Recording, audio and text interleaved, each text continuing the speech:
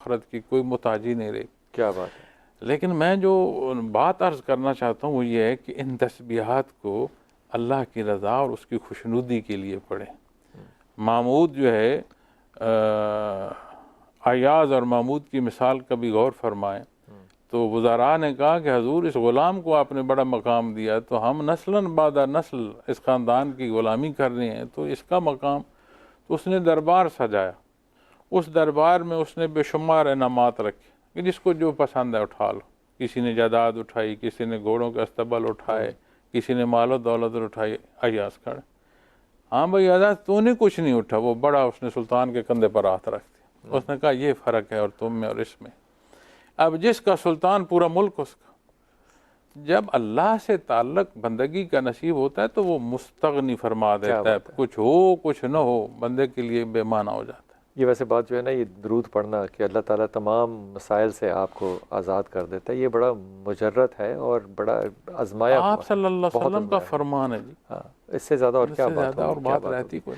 हजूर अक़दस जो कंट्रीब्यूट कर रही हैं खानकाहें, आपने फरमाया कि एक तो ये वो कंट्रीब्यूट कर रहे हैं कि वो दिल की सफाई करते हैं, वो लोगों को वहाँ पे बैठ के तरबियत भी कर रहे हैं, तालीम भी दे रहे हैं।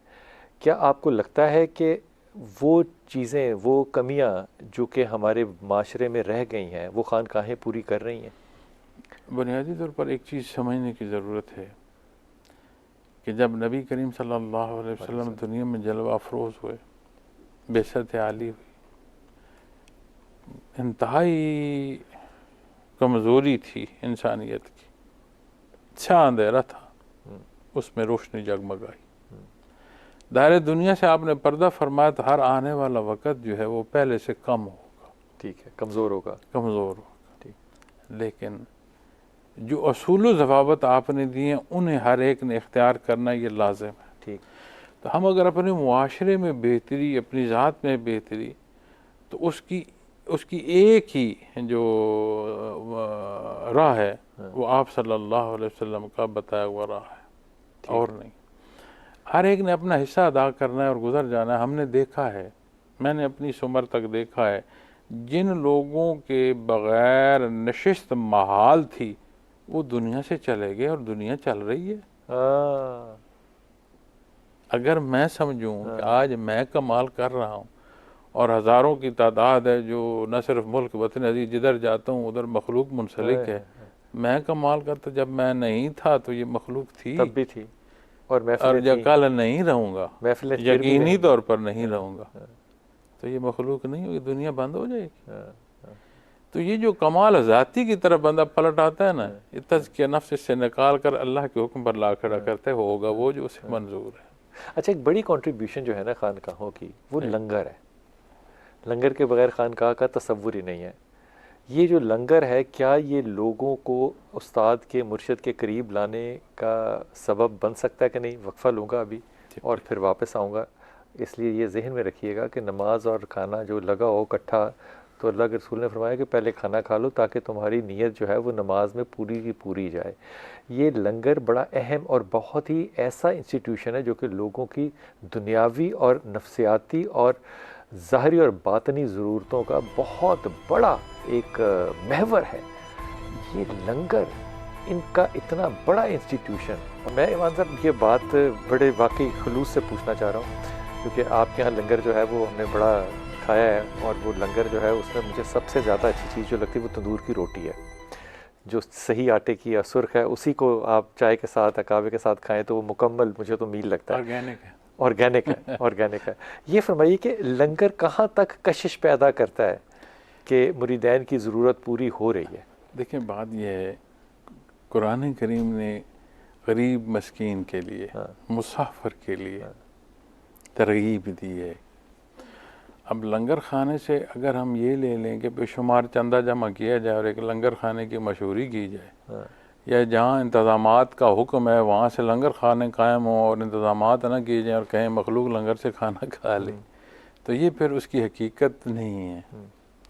अब जहाँ तक लंगर की बात है तो ये भी है कि उस लंगर में किसने दिया, कैसा दिया। एक बुज़ुर्ग पर किसी ने एतराज़ किया कि हज़रत आपके लंगर खाने में जो लोग पैसे दे रहे हैं जाने कहाँ कहाँ से कैसे आ रहे हैं। उसने कहा मियाँ मैं जो खा रहा हूँ ना अपनी मजदूरी से खा रहा हूँ, जो को आया है मैंने पका कर वापस ही नहीं कोई खिला दिया।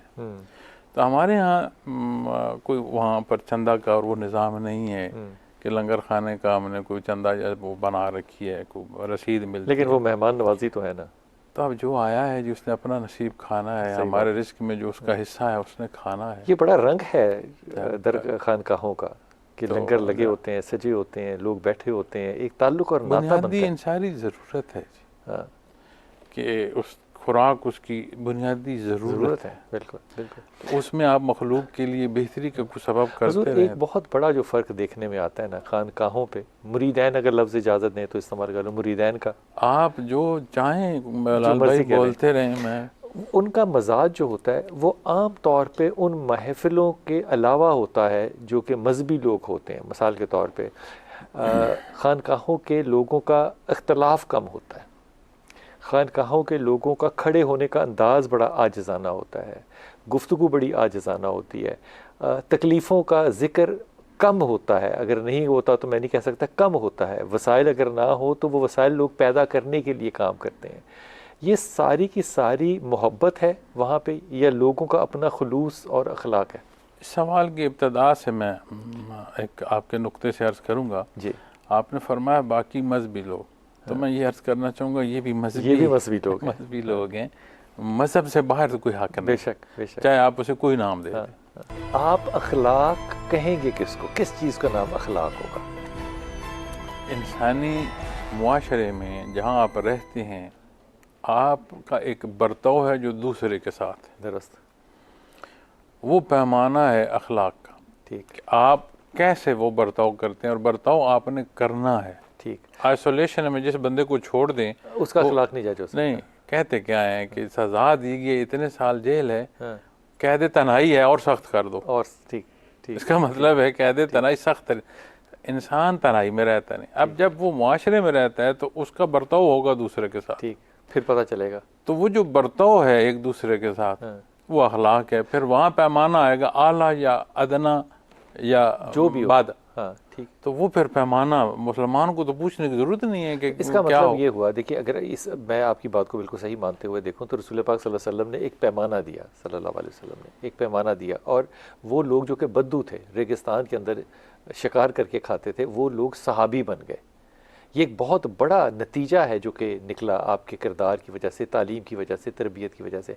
आपको नहीं लगता कि आज के उलमा का, आज के खानकाह आपके जलवा अफरोज होने से, आपके जलवा फरोज होने का, क्या खूबसूरत बात की है। कोई कलाम न भी फरमाए, हाँ हाँ, आपके हजूर ईमान नसीब है वो दर्जा सहाबी हो गया।